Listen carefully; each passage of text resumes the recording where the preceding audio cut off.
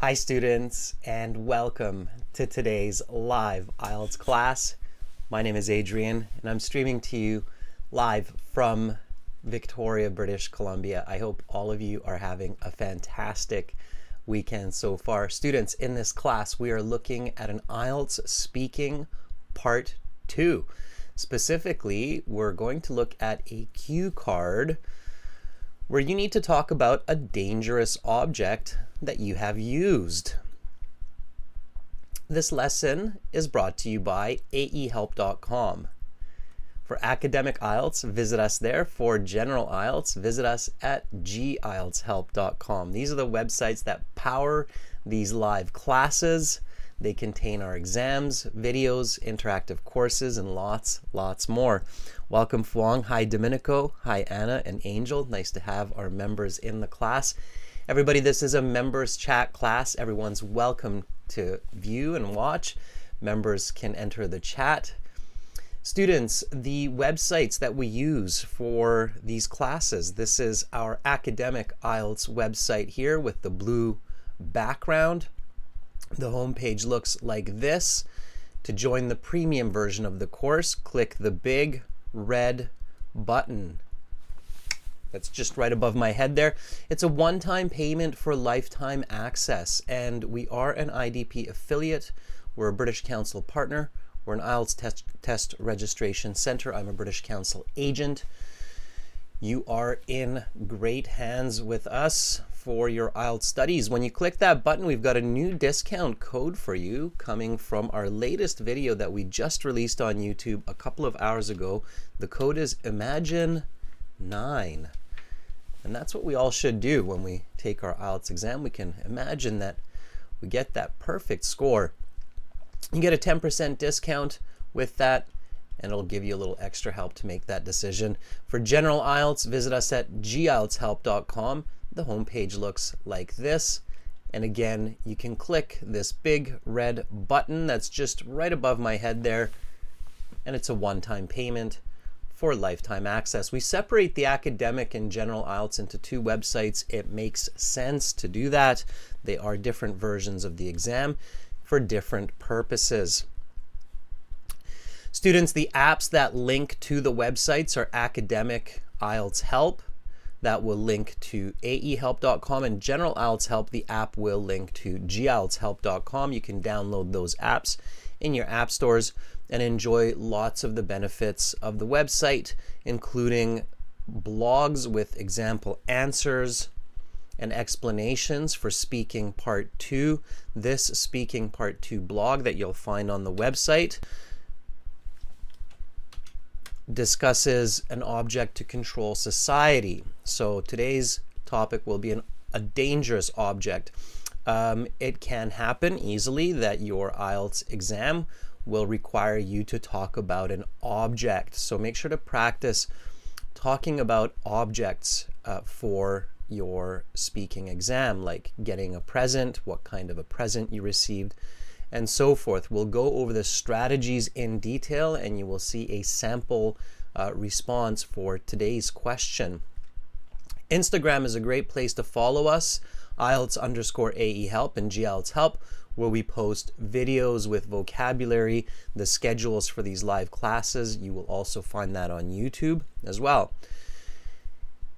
If you still have some questions, send us an email, adrian@aehelp.com or admin@aehelp.com. And if you want to see all of the Part 2 and Part 3 questions with sample answers for 2023, check out IELTS Speaking Success on Amazon Publishing or IELTSBandUp@gmail.com. Send an email there and you can get a copy of the 50 different Part 2 and Part 3 questions in 2023. James, welcome to the class. Nice to see more of our members in the session now. Everybody, our schedule is a little bit interesting for the next 10 days or so for the remainder of October. Please pay careful attention.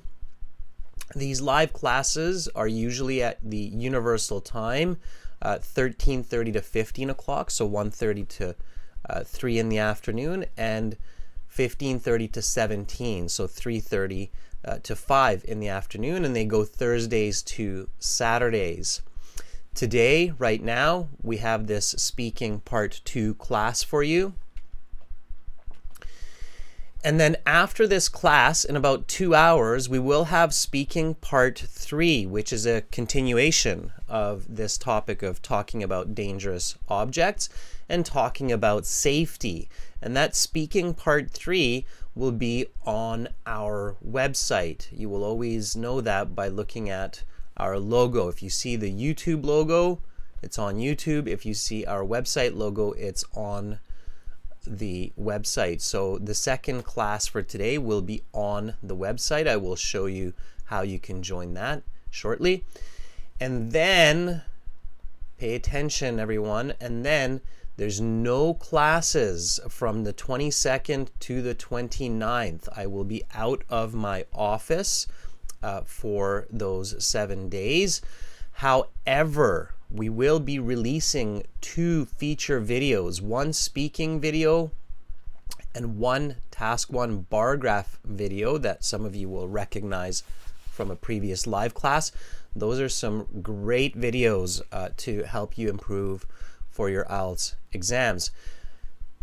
Because of that missing week, I added some extra classes. On the 30th, I will have a speaking part 1 class on Monday from 3 till 4:30 Universal Time, 8 o'clock my time in the morning, and that will be on Monday. And then we'll have a couple classes on Tuesday as well, and then we return to our regular streaming live schedule Thursday, Friday, Saturday. So take note of that, okay? Angel, I see that you're saying we'll miss you. It's only 7 days. I will be back, and then we will have a couple of extra classes. So we're only actually missing 2 classes in the week if you think about it that way. All right. Again, as I mentioned, we just released this new video. It's a speaking interview with tips. It's a really good video. There's a lot of great vocabulary for your speaking in that video. It includes part 2. Part 2 in that video is talking about a creative idea. Okay.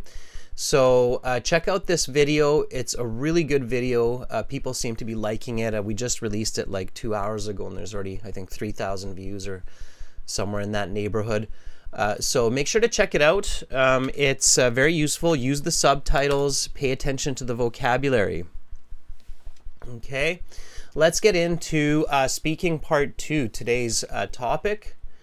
So we are looking at this cue card here. Talk about a dangerous object that you have used. All right. And if some of you saw the thumbnail for today's class, you saw that I had a chainsaw on the thumbnail, because a chainsaw, of course, is a dangerous object. Now that's a little bit complicated, and not everybody has used a chainsaw, but if you have, like me, that could be one option for the answer. There are lots of dangerous objects that we use every single day around the house, in the workplace. So think about that, or when we go on an adventure. I'm going on a bit of an adventure myself this coming week. And so we use objects that can cause bodily harm relatively easily every single day. Think about what some of those objects might be. The first tip I'm going to focus on today, in that sense, for your speaking section, is always think about 2 or 3 ideas in the 1-minute preparation time before you decide what to speak on. So for part 2, as many of you know, some of you might not, you have to speak for 2 minutes, and you get 1 minute to think about your ideas, to write down some notes. And in that 1-minute preparation time, think of at least 2 to 3 possible answers.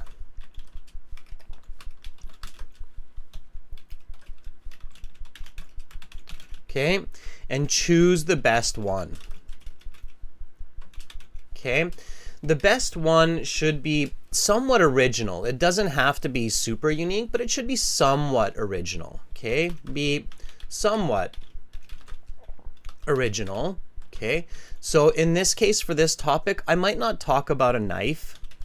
Okay. A knife might be unoriginal. I think if we ask a lot of people what's a dangerous object that you have used, a lot of people would say, oh, a knife in the kitchen, right? I think choosing maybe even scissors would be better than that. Okay. There are lots and lots of dangerous objects. What are some other dangerous objects, members? So give me some ideas here. What could be some other ones? So choose something original. Choose something that you can easily talk about. Okay, so for instance, if you have used a chainsaw, like me, the chainsaw is the machine that's used to cut wood or cut down trees. It might not be the easiest topic to talk about. There are some very unique words related to the chainsaw, but you know, if you have the vocabulary, then fantastic. Just make sure that you can talk about it, okay? And also make sure that you have lots of information. In this case, an object that you have used is usually better than an object that you haven't used. So don't talk about a chainsaw if you've never used one. It might be quite challenging. So reality is usually better than imagination in this case. It's usually easier to talk about an object that you actually have used, that you're familiar with. Okay, Anna says, how about a bottle of pesticide for flowers? Okay. Okay, pesticide, sure. That could be possible, Anna. Again, make sure that you have the vocabulary. Okay. So pesticide could definitely be, I thought about that too, Anna, chemicals. Another one, for instance, in the same kind of category as bleach. Okay.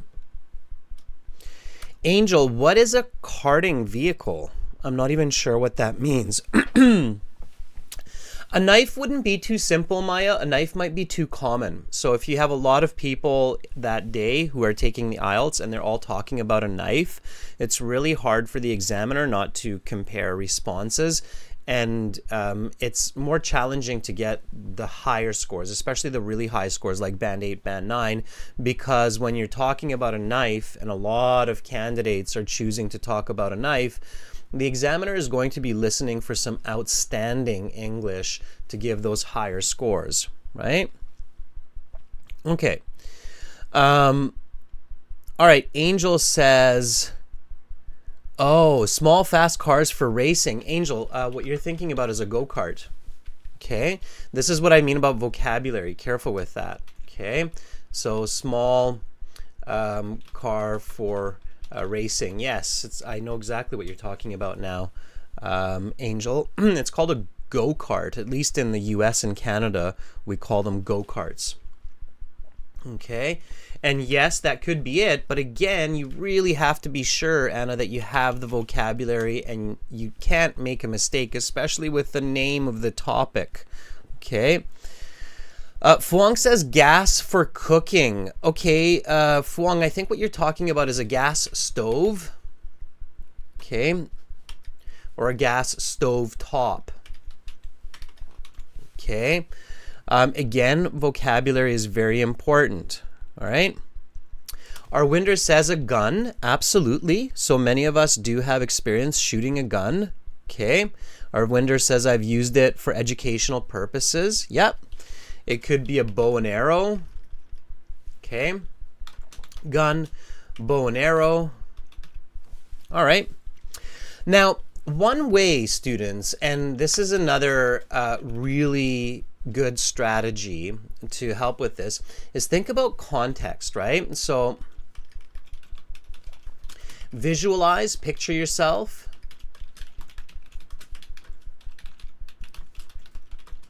in different situations. So for example, in the kitchen, at work, okay? How about camping? Okay.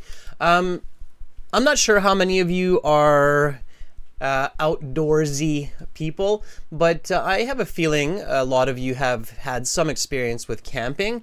So what kind of objects could be considered dangerous when you're camping?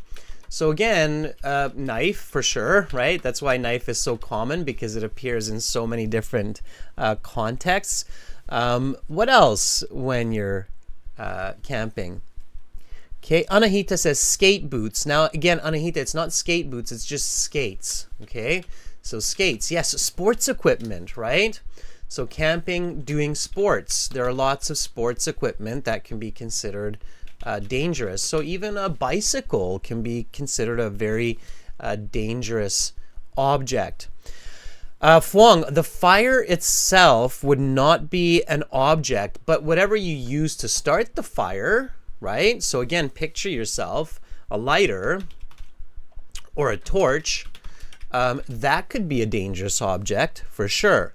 Okay, so again, you're using this object. The fire as an object is a little bit tricky. It's a hard concept. So I would think about a torch or a lighter, right? The lighter, if it's used incorrectly, could be an extremely dangerous object, right? Camping fuel or gas, yes. How about an axe? Has anybody ever used an axe? And here's a quick test of your vocabulary. What do you call a small axe? So a large axe, of course, looks like this, right? So that's a large axe. What about a small one, a tiny one? What do you call that? You have a tiny axe. Anybody know the vocabulary for that?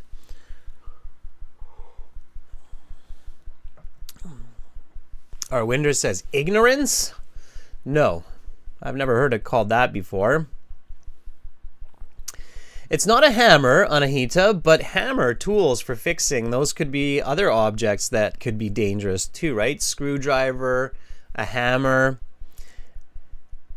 Yeah, the bathroom, for example, is another place where you might think of some dangerous objects, like a hairdryer, right? A lot of people don't think a hairdryer.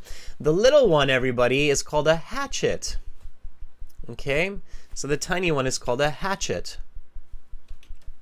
Okay, how can you remember the word hatchet? What's an easy way to remember the word hatchet? I'm going to show you a little bit of what's called a mnemonic device. Mnemonic device means like a memory strategy or a memory tool.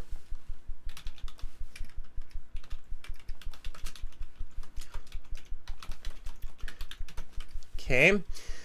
So there are lots of great little memory tools out there that can help you learn language and vocabulary. And in my psychology degree, we learn lots of these. I'm going to show you one with the word hatchet. Anahita says, how about a hat and a chat? Okay, sure. And a hat and a chat plus a hatchet. So Anahita says, how about let's be visual? Let's break the word into some other similar words and imagine that it's a hat, a chat, and a hatchet. So maybe what Anahita is saying is you can imagine that you are standing with a hat and you are having a conversation with a friend and you're holding a hatchet. Right? So you're in a hat, you're having a chat, and you have a hatchet. Yeah, that's possible. Okay. How about this? Do you know the word hatch? Okay, anybody know the word hatch? It's another word in English, and it's actually the first part of this word. So if you can get it this close, then it's going to be a great way to remember a word. And mnemonic devices, students, are very powerful. I highly recommend using these mnemonic devices when you're learning. Anahita says the eggs. Yes, eggs, right? when the egg breaks and the chick comes out of the egg, then we say the chick is hatching. So you have the egg is cracking, okay, and the little chick is coming out. You see its beak, okay. We say the chicken is hatching, or the chick is hatching.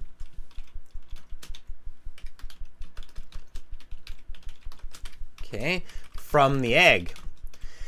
Now, even if you didn't know that word, hatching, right, or hatch, now you're going to learn 2 words with 1 sentence, okay?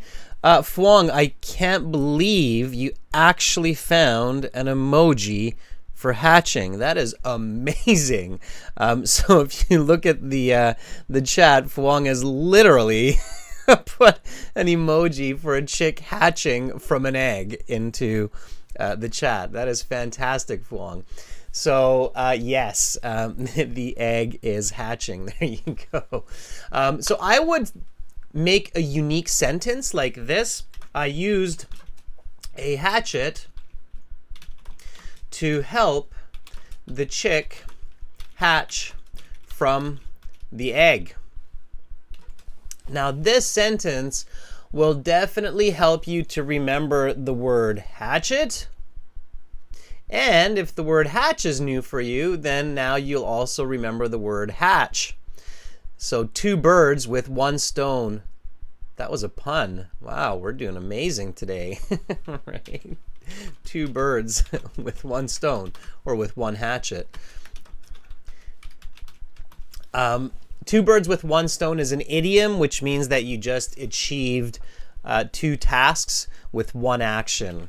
Okay, to achieve 2 tasks with 1 action, and in this case, it's even a pun because we're talking about a chick hatching from the egg.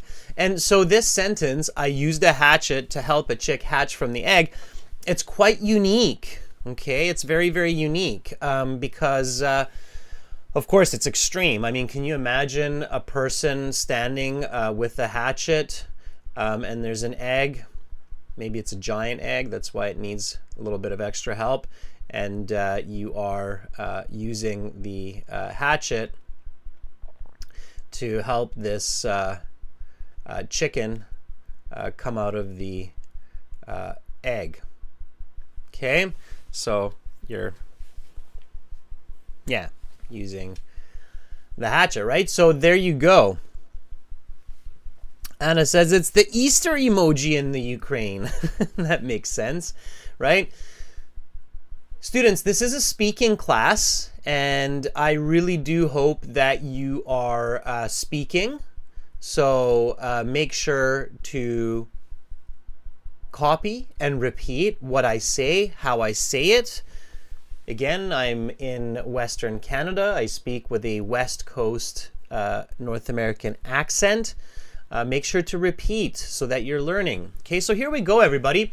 The IELTS speaking, after 5 minutes of part 1, the examiner will say that is the end of part 1. We will now continue with part 2. For this part, I will show you some questions. You will have 1 minute to read these. Think about your answers. You can take notes in this 1 minute time if you wish. And then you will have 1 to 2 minutes to speak. I will tell you when to start and when to stop. Is that clear? Yes, crystal clear. Okay, talk about a dangerous object that you have used. Your 1 minute preparation time begins now. So I look at the questions. Talk about a dangerous object that you have used. I read that again. I notice that it's about me, and I also notice that it is using the present perfect, have used. Okay, I'm going to make sure that I include that grammar in my response. Then comes the questions, what it is and what it looks like. When did you use it? Why did you use it? Why is it dangerous, and how can you use it safely? Okay, fantastic. So here, students, I'm going to stay with the concept of the hatchet. Okay, we had lots of ideas. Okay, so we did step 1. We read the question carefully. Okay, we did step 2. We identified that this is an object. So I have to talk about its origin, where it comes from. I have to talk about its function, how you use it, its applications. I have to talk about its experience. And of course, as the question is asking, I have to describe it. So give it a visual feel, right? And I also identified the tense here. The tense here is present perfect and past. Okay, it's an object that I have used. All right, so I've gone through these steps, and I'm doing this a little bit faster today because I want to show you that you can do this very quickly when you know what you're talking about. Plus, I want to give many of our members and viewers chances to answer this cue card. Okay, everybody with me so far? How's everybody doing? Good? Elizabeth, Wong, Angel, Anahita, are you all following with me so far? You're good? Let me know. I want to make sure that I haven't lost you.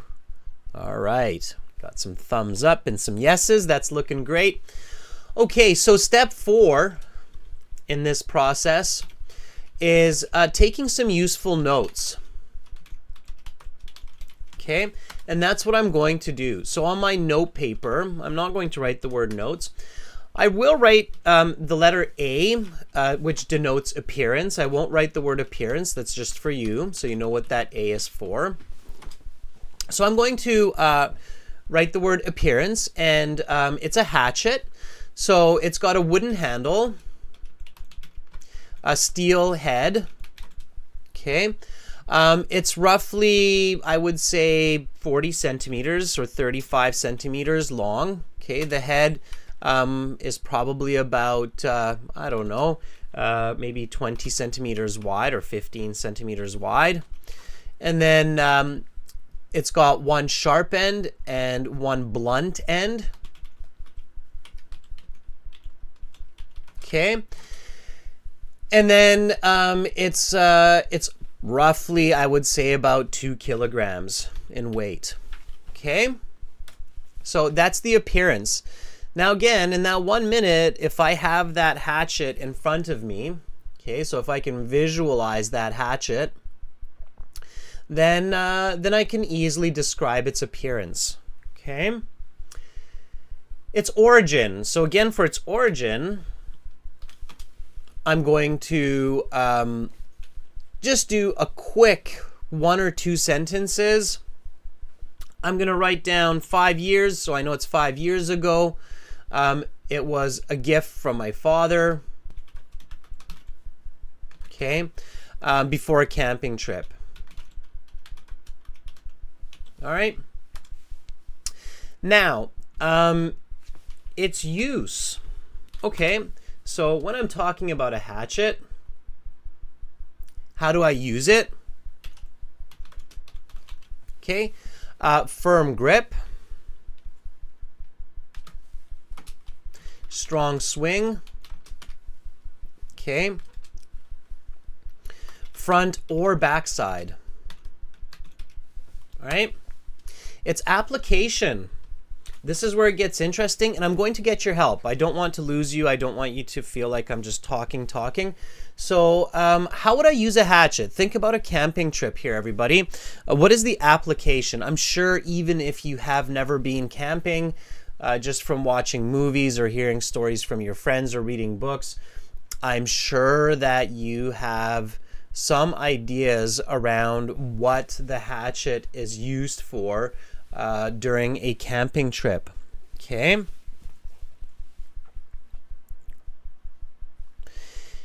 Yeah, our winder, absolutely. Yeah.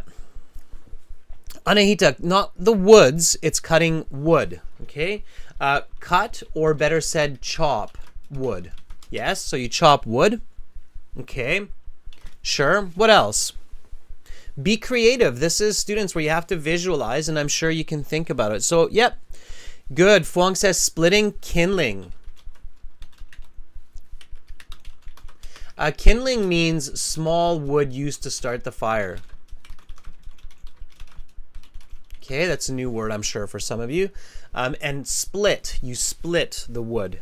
Okay, you chop and you split wood. Chop means you cut down, like the tree, and then split means that you chop it into little pieces. Cut fish, Elizabeth, I'm not sure if I would do that with a hatchet, but I guess so. I've seen it done. So I've seen it done with food. So, yep, chop fish, sure. Yep, possible. Absolutely. What else?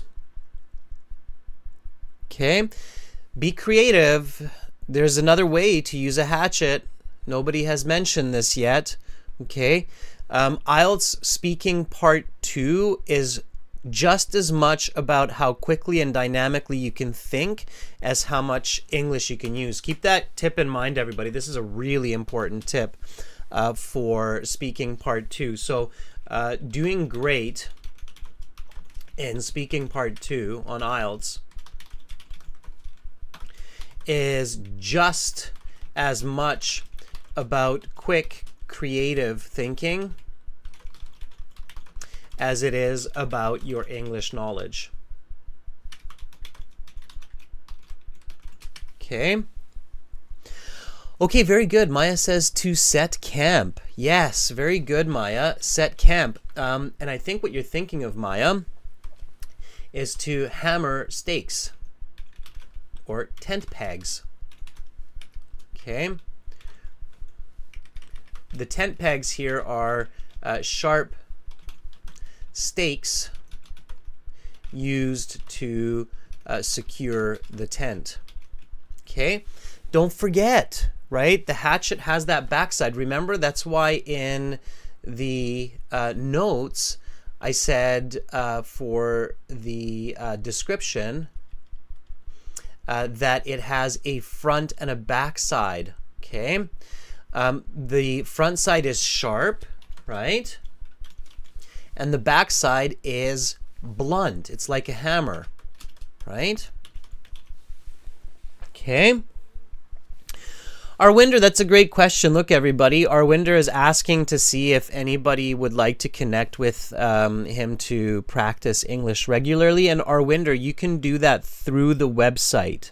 So once we get to the speaking practice today in this class and in the next class, which is live streamed on the website, you can absolutely check out how that works and find speaking partners there. Okay. All right. So now you still have your experience, right? So what is your experience with the hatchet?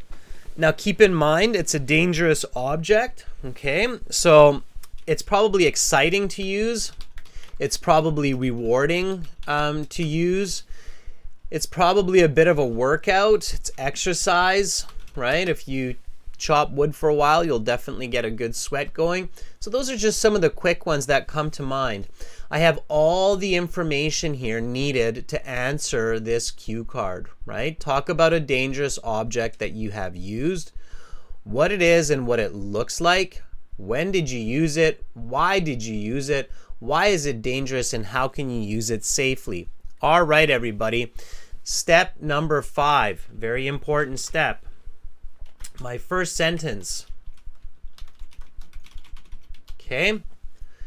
Now here in my first sentence, I will directly answer the topic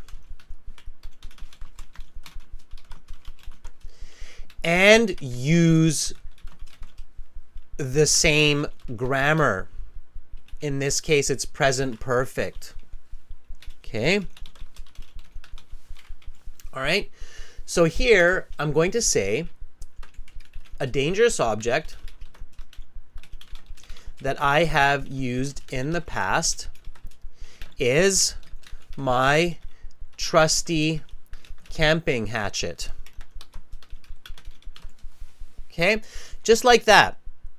Nothing too fancy, nothing too tricky. The goal here for the examiner, very importantly, is to directly answer the question of the cue card.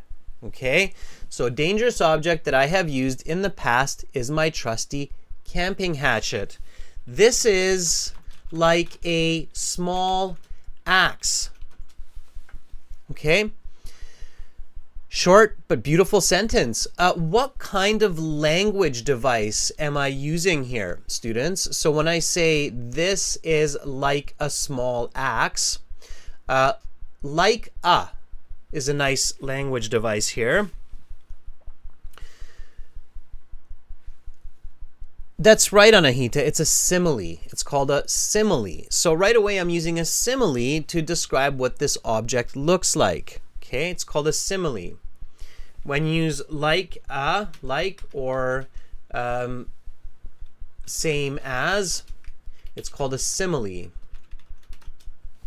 Okay, simile. All right, simile.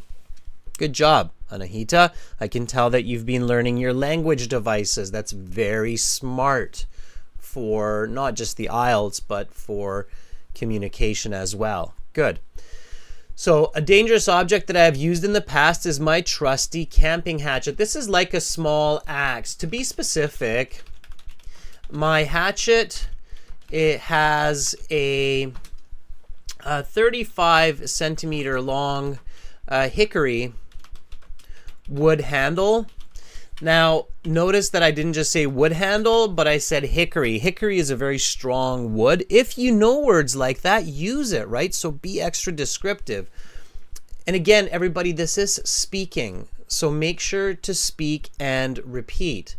To be specific, my hatchet has a 35 centimeter long hickory wood handle, a 15 centimeter wide steel head with one sharp end used for cutting and splitting, and a blunt end used for hammering. Okay, great, that's your description. I got my hatchet as a gift from my father about 5 years ago when I went on a long hike with some of my friends. Since then, I have used it many times, especially when going outdoors and for overnight camping. Okay, using that present perfect, right? Okay, make sure you're repeating. I got my hatchet as a gift from my father about 5 years ago when I went on a long hike with some of my friends. Okay, that's a conditional, right? So this is a nice complex sentence where I add the condition. So after I finish my main clause, I got my hatchet as a gift from my father about 5 years ago. Then I continue with the dependent clause, okay, also known as the subordinating clause, when I went on a long hike with some of my friends. And then right away, I use another complex sentence, since then. And since then is a very simple dependent clause.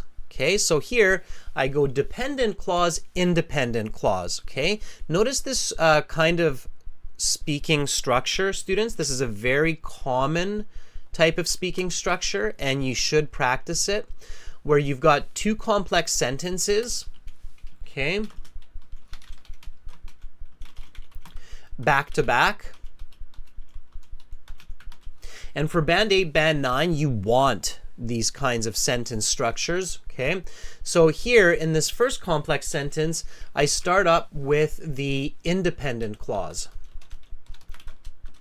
The independent clause means that the sentence is okay by itself. It's a full sentence, makes sense, it's a complete sentence, and that's why it's independent. It can stand on its own. I got my hatchet as a gift from my father about 5 years ago. That's a sentence, okay?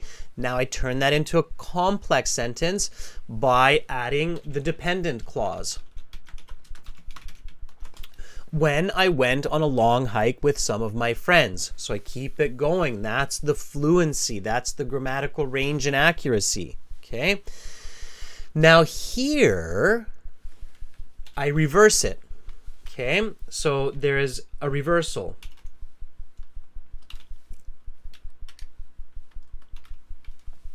Okay. So here I start with the dependent clause. Okay. The dependent clause is since then.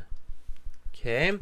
So since then, I have used it many times, especially when going outdoors for overnight camping. So here I have the dependent clause, then I have the independent clause,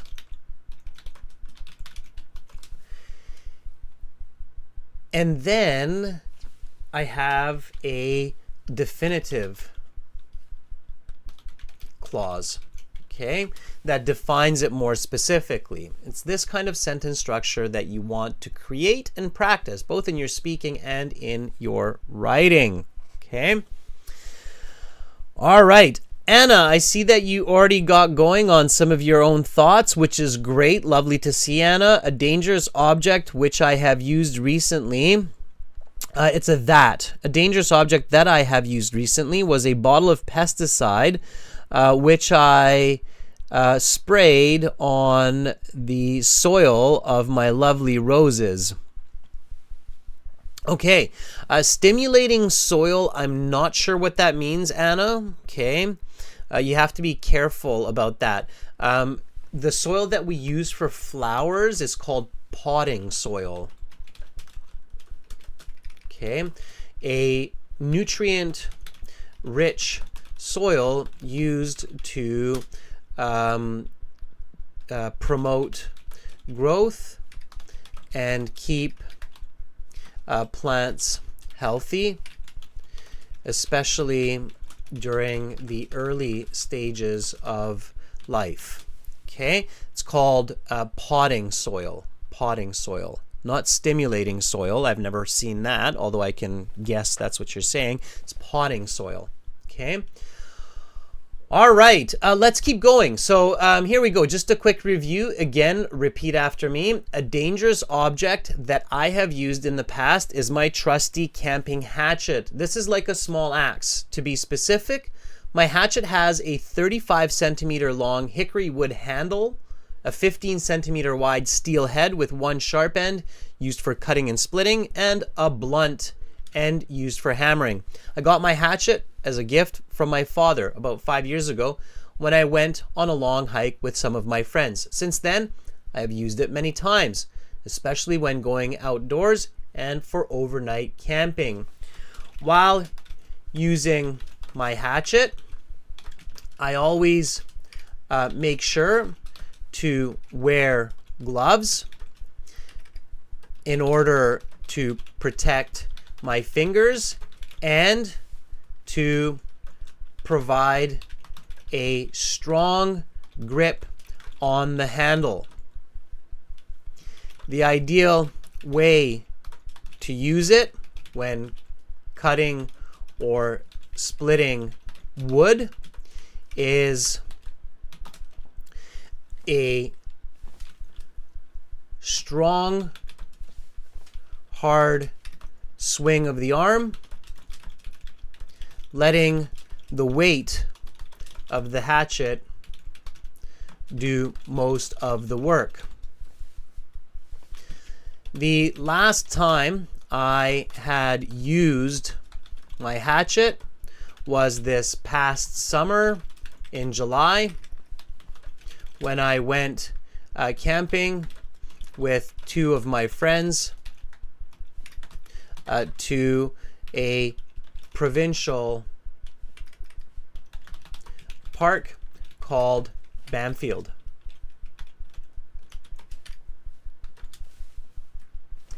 I used it to split wood, make kindling for the fire,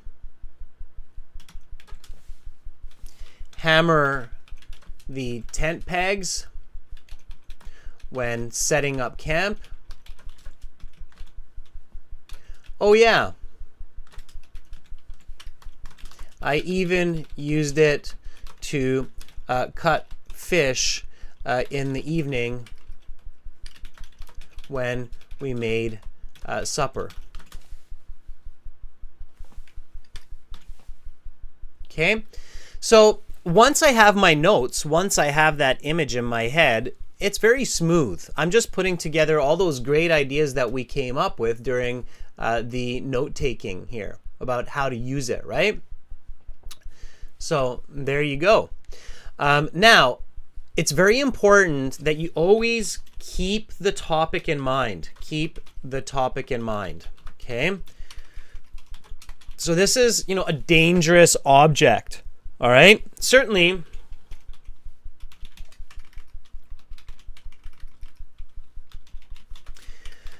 my hatchet can be quite dangerous, as it can easily cut or damage the body, especially the hands while chopping and hammering. For this reason, it is very important to have practice and always focus on the task while using it. Okay, now at this point, if I'm running out of ideas, especially if I feel like I'm going to repeat myself, okay, those are the two big situations that you want to avoid in speaking part 2 is repetition and getting stuck for ideas. And the third one is going off topic. Okay, so in part 2, avoid. This is a very important tip. Repeating the same idea, getting stuck for ideas, or going off topic. Okay? Any of these 3 situations will lead to the examiner stopping part 2 and going to part 3. Okay?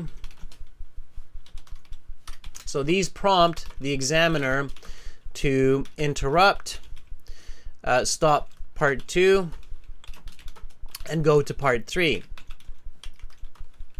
Of course, leading to lower band scores. Okay? So you want to avoid that. Yep, and a hesitation is the same as getting stuck for ideas. So if you're really hesitant and you're not speaking, the examiner will say that is the end of part 2. Let's go on to part 3. And once they say that, there's no stopping it. So I'm not sure if I've heard anybody try to say, oh, but I've got more to say. Just give me a moment. I don't think that would work. I think once the examiner stops you, it's kind of, that's it. There's no going back, but maybe it's happened. If anybody had that experience, let me know. I've never heard anybody say that. I've never heard an IELTS candidate say, oh, they tried to stop me and I just suddenly kept going. Okay? All right.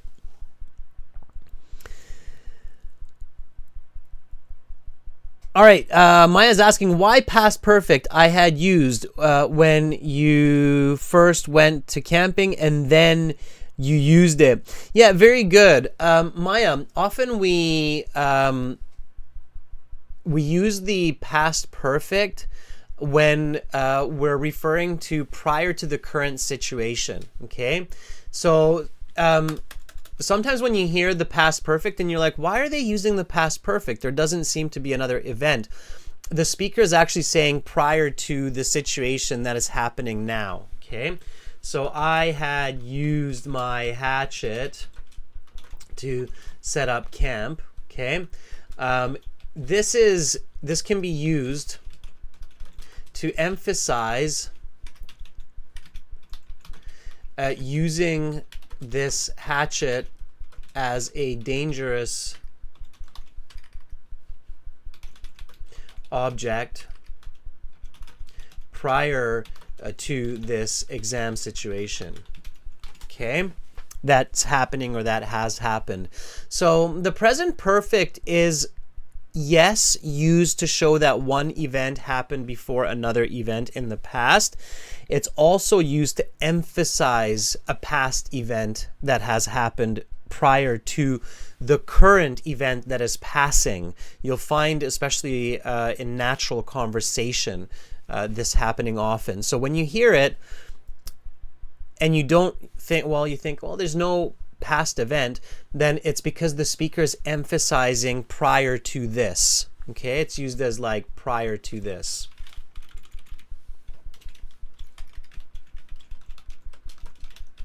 Okay, think about it that way, Maya. All right, it's a good question. All right. Okay, so what do I do if I think I'm going to be stuck? I'm going to look at the questions. Okay, so I have all of this here and I look at the questions first. Okay, the questions are not just there to guide you, especially that last question. It's a very unique question. The examiner is looking for the response. So what is it and what it looks like? I've definitely answered that. Okay, when did you use it? I answered that. Why did you use it? I answered that. Why is it dangerous and how can you use it safely? Okay, I've more or less answered that. And now I can just wrap up the conversation with a concluding sentence. Aside from wearing gloves, it is also a good idea to have safety goggles or at least sunglasses to shield the eyes from flying pieces of wood and debris while using the hatchet. Fortunately, so far, I have not hurt myself with this tool. Okay. All right, everybody. So there's the answer. It's about 2 minutes of speaking fluently. Let's go over it, and then you will have a chance to answer this speaking part 2 question using the website, everyone. Okay, here we go. So IELTS speaking part 2. Talk about a dangerous object that you have used. What it is and what it looks like. When did you use it? Why did you use it? Why is it dangerous? And how can you use it safely? Your 1 minute preparation time is up. Please begin speaking. Ready? Make sure you're repeating. A dangerous object that I have used in the past is my trusty camping hatchet. This is like a small axe. To be specific, my hatchet has a 35 centimeter long hickory wood handle, a 15 centimeter wide steel head, with one sharp end used for cutting, splitting, and a blunt back end used for hammering. I got my hatchet as a gift from my father about 5 years ago when I went on a long hike with some friends. Since then, I have used it many times, especially when going outdoors for overnight camping. While using my hatchet, I always make sure to wear gloves in order to protect my fingers and to provide a strong grip on the handle. The ideal way to use it when cutting or splitting wood is a strong, hard swing of the arm, letting the weight of the hatchet do most of the work. The last time I had used my hatchet was this past summer in July when I went camping with 2 of my friends to a provincial park called Banfield. I used it to split wood, make kindling for the fire, hammer the tent pegs when setting up camp, and I used it even to cut fish in the evening when we made supper. Certainly my hatchet can be quite dangerous as it can easily cut or damage the body, especially the hands, while chopping and hammering. For this reason, it is very important to have practice and always focus on the task while using it. Aside from wearing gloves, it is also a good idea to have safety goggles or at least sunglasses to shield the eyes from flying pieces of wood and debris while using it. Fortunately, so far, I have not hurt myself with this tool. Okay, that is the end of part 2. Please put the note paper and the pen to the side, and we will now go on to part 3. I will ask you some questions related to the topic of part 2. Let's talk about some dangerous objects. You've done a great job. Okay, so that's how part 2 works, and with practice, you can definitely deliver a well-structured and effective response that not only uses the questions as a guide, but clearly answers the questions, gives details, elaborates, stays on topic, with lots of good grammar, vocabulary, sentence structure, and then you get a band 8, band 9. I know it sounds easier than done, but with practice, yes, you can. Okay, yes, you can. Absolutely. Okay. Students, let's do this. So let's practice this now. Let's give the floor to you. I'll hand over the spotlight. For speaking, to volunteer, to practice this cue card, everybody, go to aehelp.com, our website. I've put the URL into the chat. This is free, everyone. You can use this for free. Go to your My Student account. If you don't have one, you need to create one by joining the premium version or the free version of the website. Click on the button called Student Partner Speaking. Make sure that you have a good internet connection. If you have your YouTube going and you have an application going that's using your microphone and your speaker, you need bandwidth, people. You need bandwidth. Make sure that your microphone is enabled. You don't have pop-up blockers and different kinds of software that disable websites. And then you'll be able to connect with me. So let's do it. This is the website here at aehelp.com. Okay, you join it by clicking the big red button here for the premium version. And if you want to try it for free, the free version is the green button. Okay. And then you'll be in your My Student account.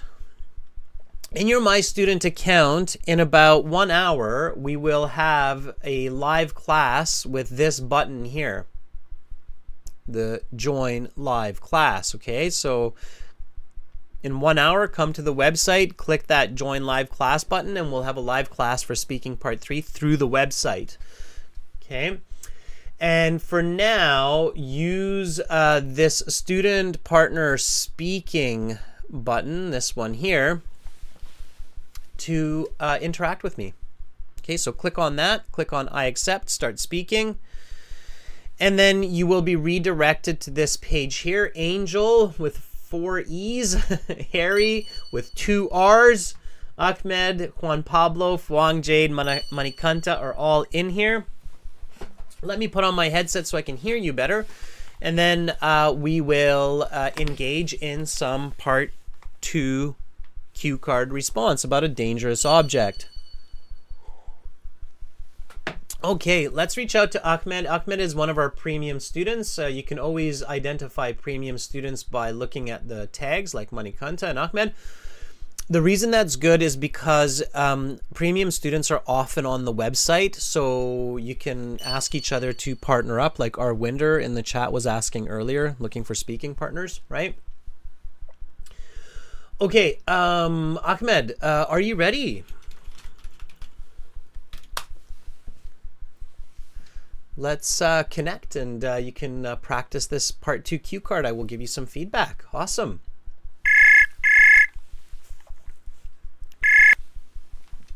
Hello? Hi, Ahmed. How are you? I am doing fantastic. What about you, Mr. Adrian? I'm doing quite well also. Thank you for asking. Ahmed, you're coming back to the website and you're coming to the live classes regularly. Good for you. That is a great attitude for success. So good to see you again. All right, Ahmed, ready for this part 2 cue card? Uh, yes, sir. that Yeah. that did not sound as confident as I was hoping. You're like, yeah. Um, All right. Be every time confident. I wanna talk with you, I feel stressed. Don't. I'm just another dude on the other part of the planet, just like you. Um, Believe me, I would be a lot more stressed trying to speak to you in Arabic, for example. All right. So here we go. We've got the cue card on the screen, Ahmed, and I will start you off. Just be yourself. The way to stay calm in part 2 is really focus on your visualization. So like in my situation, to make myself calm, I'm not focusing so much on looking at the examiner. Like I'm looking at the examiner, but I'm not seeing the examiner. I'm trying to see me using this hatchet, like camping and hammering and setting up the tent, and then that helps me to stay calm and be fluent. So really just focus on what you're seeing in your head, even though your eyes are kind of looking at the examiner. You get what I'm saying? Ahmed? Yes, yes, Yeah? yes, sir. Yeah. Okay. All right, here we go. So that is the end of part 1. We will now continue with part 2. For this part, I will show you some questions. You will have 1 minute to read these and 1 to 2 minutes to speak. Talk about a dangerous object that you have used. Your 1 minute preparation time is up. Please begin speaking. Um, a dangerous object that I have used in the past is automatic rifle. It's a Russian type model 7.62 times 79. It's black in shape and the handle can bend. It's approximately the size of an arm and fires 50 bullets in 30 seconds, as I remember. It's a very dangerous weapon that can be used for good purpose, such as protecting or threatening innocent people. I have used it for the first time when I was doing my military service in the security forces in Alexandria. I remember I feel like I have a butterfly in my stomach, and I feel an anxiety. But I was lucky because my captain was beside me and I have listened to his instructions. Um, I think the person who is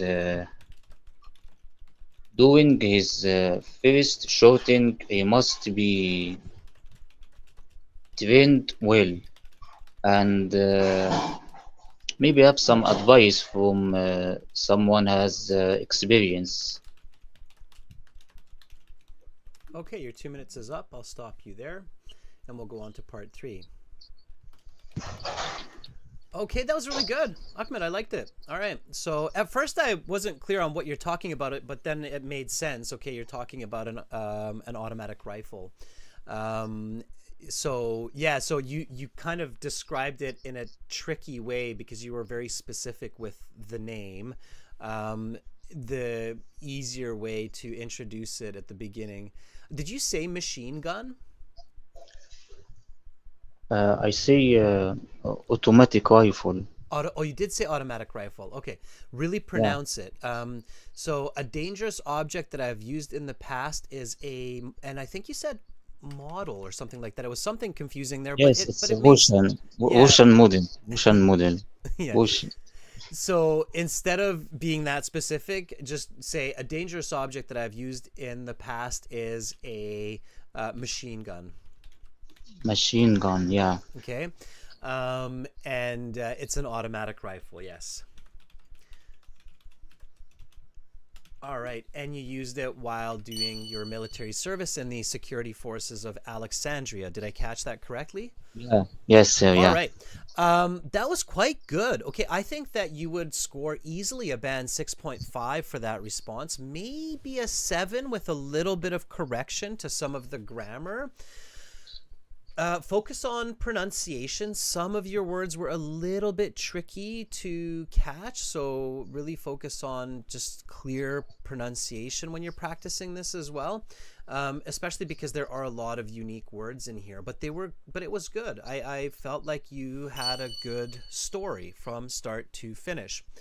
Yeah, Um, it's a true story. This is a true story. Oh, I believe it. Yeah. I can tell. Yeah. So let me help you out with some of this too. You said that when you used it for the first time, you said the first time I used it, I feel Uh, like I had butterflies in my stomach. yeah. This idiom, Ahmed, it's actually a little bit easier to use, believe it or not. You can say it like this. I'll give you the simpler, more accurate way to use it. Say, I had butterflies in my stomach the first time I used it. I have a butterfly in my stomach the first time I used it. Yeah, and with the verbs in these idioms, you have to use them correctly. So it's I had, because it's in the past. I had butterflies in my I, stomach I had, yeah. the first time I used it. I had a butterfly in my stomach the first time I used it. And not it's butterflies. It's always plural. I had butterflies in my stomach the first time I used it. I had butterfly in my stomach the first time I used it. Pronounce the S on butterflies. I had butterflies in my stomach the first time I used it. I had butterflies in my stomach the first time I used it. That's the correct English. With idioms, it's very important, everybody, that you use them correctly, because with idioms, when they're used in a strange way or incorrectly, like saying a butterfly instead of butterflies, it's very distinct. For a native English speaker especially, it's very obvious that that's an incorrect form of that idiom. Okay, it's more obvious than just common English. Do you see what I'm saying, Ahmed? So with idioms, it has to be exact. It has to be correct. So in the real test, only use it if you're absolutely sure that you're using it correctly. Does that make sense? Yeah, yes, sir. Okay, otherwise it's a very obvious mistake to the examiner. Okay. All right. Now, another one that I have to correct, because I also have my firearms license, and I do target practice, etc. as well. So I have to correct this, Ahmed, for my own peace. You said, I think a person who is doing his first shooting maybe have some advice from someone. I would say definitely get some advice from a person the first time that you're shooting, right? So you always use affirmative language, Ahmed. So say, let's change this to a better form of this conditional. So when a person shoots a gun for the first time, they should always have the help and advice of an expert, because guns require unique skills to use safely, such as loading bullets, right? Yeah, You would yes, never sir. put a gun and bullets into a person's hand that's never used them before and say, here you go. That would be extremely dangerous, a very bad idea. Okay, so just repeat the sentence after me, Ahmed. When a person shoots a gun for the first time, they should always have the help and advice of an expert. When a person shoots a gun for the first time, they should always have the help and advice of an expert. Because guns require unique skills to use safely, like loading bullets. Because guns require unique skills to use safely, such as loading bullets. Okay, that is now the correct English, Ahmed. Okay, with accurate content as well, right? So you do want to be accurate, right? All right, Ahmed, that was a really good response. Absolutely, taken from your real life. May I ask, did you have to do it for 1 or 2 years, the military service? It's 1 year. It's One one year I year. spent yeah, in Alexandria, yeah. Yeah, and you have to do it, right? Yes, every month I have to shooting on the shooting field Yeah, in the the shooting range. It's called a shooting shooting range. range. Yeah, Yeah, absolutely. Yeah, so it's a 1 year. It's called 1 year conscription. 1 year conscription. That means 1 year consecutive. yeah, conscription. It's mandatory military service. Ahmed, well, thank you for sharing that, and I appreciate the volunteering, the bravery. Try it with another object when you have some time, okay? This is the first time I thinking about it's a dangerous object. Yeah. Right? I mean, the IELTS will always surprise you. So every week they have a new question, so they will always surprise you. And this one could easily come up on an exam just because most people, most I wouldn't even say adults, even children at a certain age start to use certain dangerous objects, right? It's unavoidable. All right, Ahmed, have a great rest of your day and we'll talk again soon. Keep coming back, okay? Okay. Thank you, Mr. Idian. You're very Thank you. welcome. Bye, Ahmed. All right, what a great guy. Give him a thumbs up. That was really good. Okay. Yeah, he was talking about um, Anahita, you cannot say that you used a weapon in PUBG. Anahita is saying, "Can I say that I used a weapon in PUBG?" No. So using a dangerous object that's not reality, so in like a video game, that would be a very strange response for this cue card, and I definitely wouldn't recommend it. Okay. All right. Let's check in with Angel. I don't think Angel's had a chance to volunteer in quite some time, so let's see how Angel's doing. Angel, are you ready? Angel has been a long, well, not that long, but a fairly long time member of our YouTube channel. All right.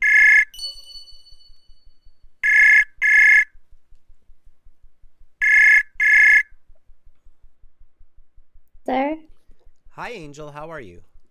I'm doing great. How about you?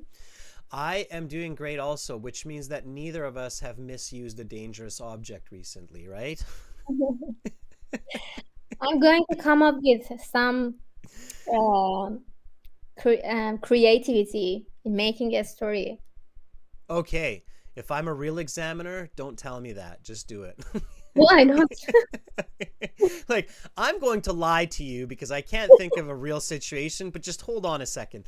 Okay, so no, yeah, but it's totally fine. And we're joking here, but in reality, everybody, it's totally okay to come up with a story. Although, here, using a dangerous object, do you really need to come up with a fake story? Maybe not. I mean, most of us do use such objects almost on an everyday kind of basis. But anyway, Angel, I'll let you do you and answer the cue card. I'm just going to start you off. Are you ready? Yes, sir. All right, here we go. Talk about a dangerous object that you have used. Your 1 minute preparation time is up. Please begin speaking. Um, Back in the middle of summer, my friends and I decided to embark on an exhilarating adventure. After some brainstorming, we finally settled on the idea of going for go-kart racing at the Central Racing Club in our hometown. Although go-karts may appear small and not particularly dangerous, they do pose as a potential risk. Go-karts are small vehicles that can reach high speeds, which can be which can be um, which can be used for driving competitions. Having said that, it is crucial to prioritize safety. Therefore, using helmets and protective gears are of paramount importance. As a result, after considering some precautions, we willingly embrace to drive these thrilling vehicles. At the end of the day, although none of us managed to win any award, the absence of victory did not ruin our spirits and prevent and pre- or prevent the rush of adrenaline from pumping through our veins. In fact, we are already planning to drive these dangerous, tiny, cute cars next summer once again. Sir, I'm so sorry because my mobile phone That's okay. almost Your time is talking. up. I will stop you there, Angel. Don't worry about the mobile phone. I know that phone calls always supersede applications, so Yeah. no worries. In fact, I'm glad I didn't lose you. Sometimes phone calls will actually stop other apps from working, so it's good that we didn't actually lose you. Yeah, no, I know that. They're supposed to, for emergency situations, phones are always designed so that phone calls will supersede the internet for sure, Yeah. which makes sense, and that's fine. So the absence of victory did not prevent the rush of adrenaline from pumping through our veins. Right.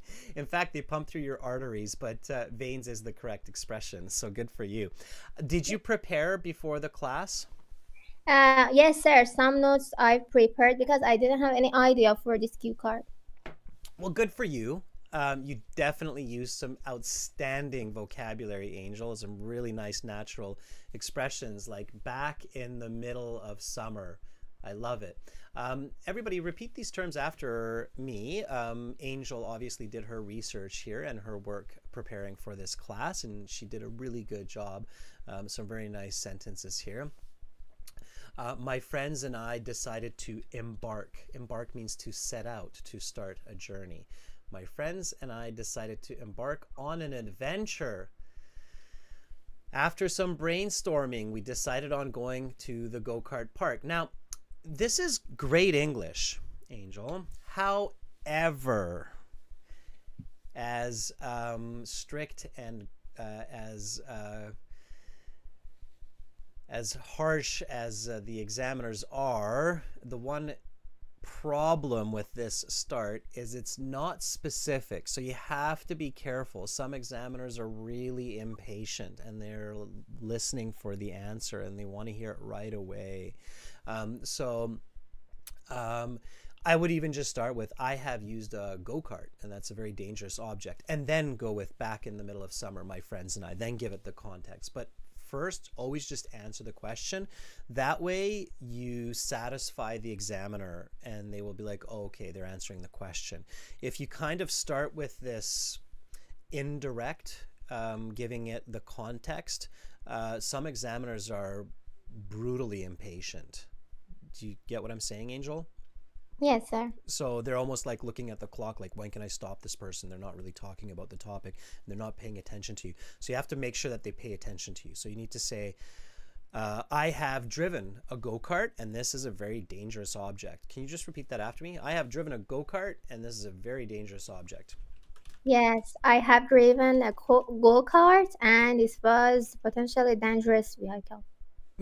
Nice. Exactly. So you start with that. Now you're in the clear. Now the examiner will listen to the parts that describe the story. I've driven a go-kart and this is potentially a very dangerous vehicle. Yeah, I know. I've crashed a go-kart before. Very Yeah. dangerous vehicle. And I've seen There, people crash go-karts before. They're small and they're fast, and that's what makes them dangerous, right? Just repeat after me. They're small and they're fast. That's what makes them dangerous. yes, these vehicles are smart and fast. That's the reason which makes them dangerous. That Yeah. makes them dangerous. Good. Yeah, being concise is important, right? When possible. So it's a mix of these concise, very direct sentences combined with those complex sentences as well. Okay. When you're giving an answer like this, and this is for everybody as well, good narration. Good narration means good storytelling skills. It means that you bring the listener, in this case the examiner, into your story. Okay, so your English was really good, Angel. If I want to be very picky and say expert communication, so band 9, I can say, well, I want to be more in your story. So, give me a little bit of the experience. So, my two friends and I were on a 1 kilometer track. The sun was shining. the light turned green and I just hit the gas. I was flying around the track, and I remember thinking, I hope I don't crash because I'm going to break myself into pieces, right? So I'm bringing you into the story. Do you see what I'm saying? Yes, sir. Okay, so when you have really great English, and for sure you would get a high band score, Angel, for a response like that, like we're talking band 7.5, 8, 8.5, to push it past that to the 9, always think about how can I bring the person into the story? How can I tell the story in such a way that the examiner would actually listen to me, even if they didn't have to, even if this wasn't their job, they would want to hear my story, right? Do you follow me? Yes, sir. All right. This cue card honestly is potentially tricky for me, and I wanted to come up with the immediate idea. Because of that, I didn't have any idea really, and so I didn't know how should I start it, how should I end it. But Right. I, yeah. So, Angel, the way to deal with that or manage that situation, first of all, don't overthink it. So always keep in mind that IELTS deals with common concepts that most people, if not all people, experience regularly. So when you're thinking dangerous object, you shouldn't have to think, oh, has to be something unique like a go-kart. It's going to be something simpler, like a pair of scissors or a hatchet or a bicycle or a bottle of detergent or cleaner, for example, right? So you don't have to try to think so far away from yourself or your own experiences. Do you kind of see what I'm saying? Yes, sir. There should be something that's closer. That should be something that's a little bit easier. When I was teaching in Japan, I had a student, when I asked them, what's your hobby? He said, go-karts. And I'm like, oh, that's kind of fun. And he goes, yeah, my go-kart is a BMW and it goes 280 kilometers an hour. Really? So there are some extremely fast go-karts out there that are very, very dangerous. And some of those are in Japan. But you reminded me of that story of my student from many years Sir, ago. I have another problem with myself, Mm-hmm. and I want to find a way to solve this. I always try to use fancy words, Mm-hmm. so sometimes I lose the track of way. I lose my way. I can't continue Mm-hmm. because I want to come up with fancy words. I don't know how should I solve this. Keep practicing. You shouldn't solve it. You're doing just fine. I lose track of what I'm saying. Can you repeat after me? I lose track of what I'm saying.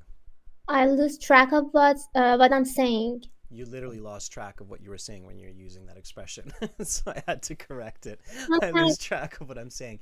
Yes, Angel, it's totally fine. It's totally okay. Your brain will catch on. You're young. You're learning fast. Give it a chance. Keep practicing. Don't avoid. Now, in the real test, use language that you're confident with.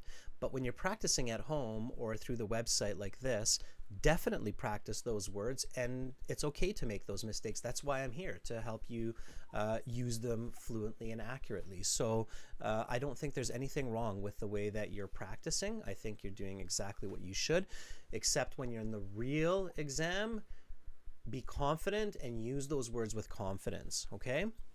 okay, sir. All right, Angel, thank you so much for volunteering. Talk again soon, okay? Thank you for your support and feedback. Have a nice trip. Thank you so much. Bye, Angel. Bye. All right, give Angel a thumbs up. How great. Angel is smart for preparing her ideas before the class. And, you might decide, okay, this time I'm not going to use my notes. I'm going to try a completely different answer. But it's always a good idea and good practice to prepare before the class. Okay, that's great learning. Yeah, Anna says, Angel, you did great. I agree, Anna. Absolutely. Okay, students. Let's see, who else do we have here? Let's see if we can reach Jade at the bottom here. Okay, Jade says, let's practice. Jade, are you ready? Let's try to give Jade a chance here. I think Jade's been trying to volunteer a few different times, and I'm not sure if she's ever succeeded, so let's do it.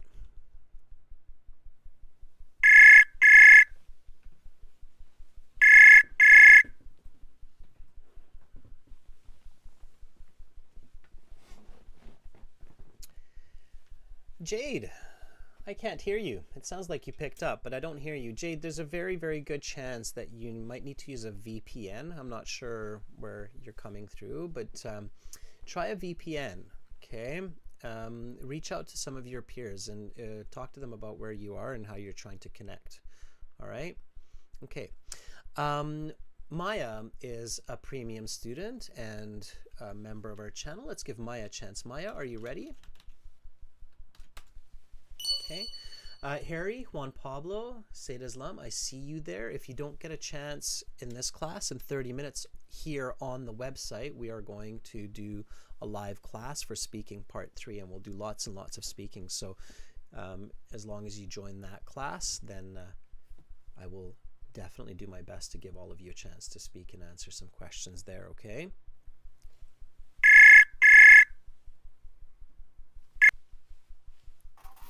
Hello. Hi, Maya. How are you? Oh, hi, Adrian. I'm fine. How about you? I'm doing quite well. Thank you for asking, Maya. All right, Maya, we've got a few minutes. Are you ready to jump right in? Yes, I am. Okay. All right, here we go. So, By the way, mhm. okay, let's go. Yeah, no, go ahead. By the way, yes, finish. No, I just wanted to ask, is it okay to call you by your name, just Adrian? I actually or like that. should I say? No, I like that. Yeah, Okay. in Canadian culture, we're quite informal that way. So we refer to teachers, professors, bosses, managers, usually by their first names. Yeah, we like that. Okay, so it's for me. Okay, in my culture, it's insultive to call by their name, so I wanted to ask. In Canada, not People so older much. than us. Yeah, no, in Canada, it's quite common. Okay. We like to attribute personality to name. So, yes. Okay, here we go. Okay.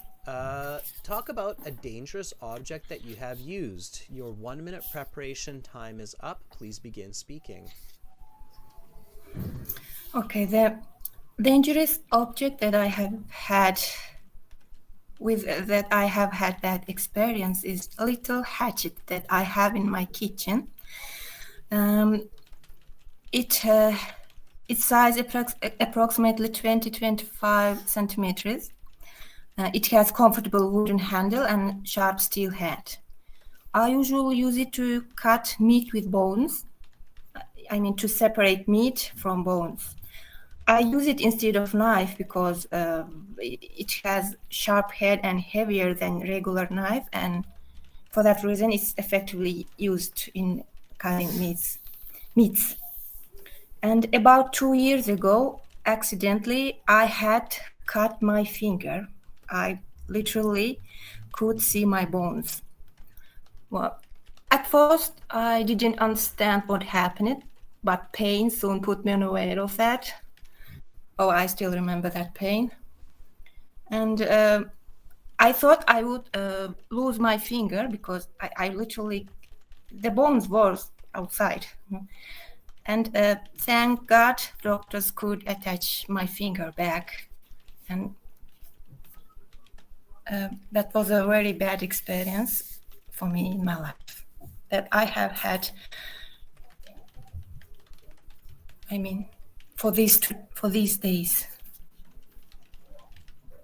Okay, your 2 minutes is up. I'll stop you there. And I'll give you some feedback.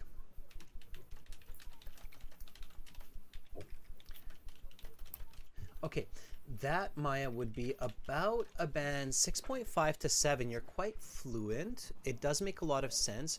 You do have several grammatical mistakes and some awkward use of language, but nothing so extreme that it's making it difficult to follow or understand what you're saying.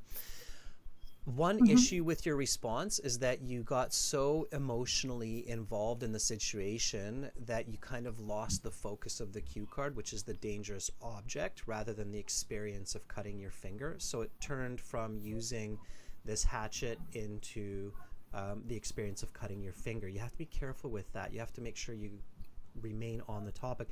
This is one of the interesting parts of talking about a real experience. Sometimes we lose ourselves and go off topic because we get so wrapped up in the experience that happened to us, right? It sounds like this actually happened to you, Maya. I'm guessing it did, right?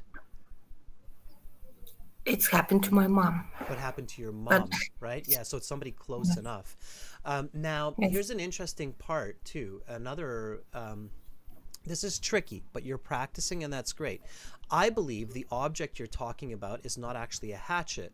The object you're talking about looks like this. It's got a big metal head and a small handle like that, sometimes with a little hole here. Is that correct?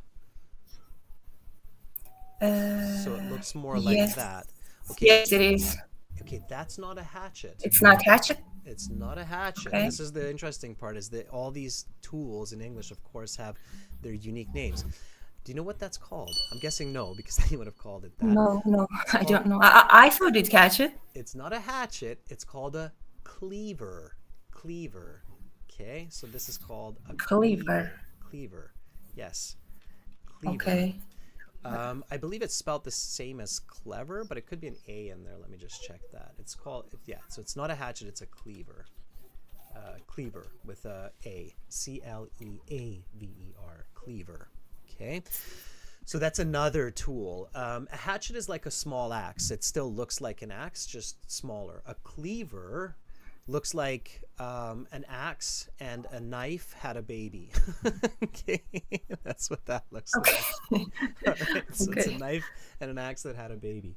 That's a cleaver. All right, so again, this is a very important tip for everybody.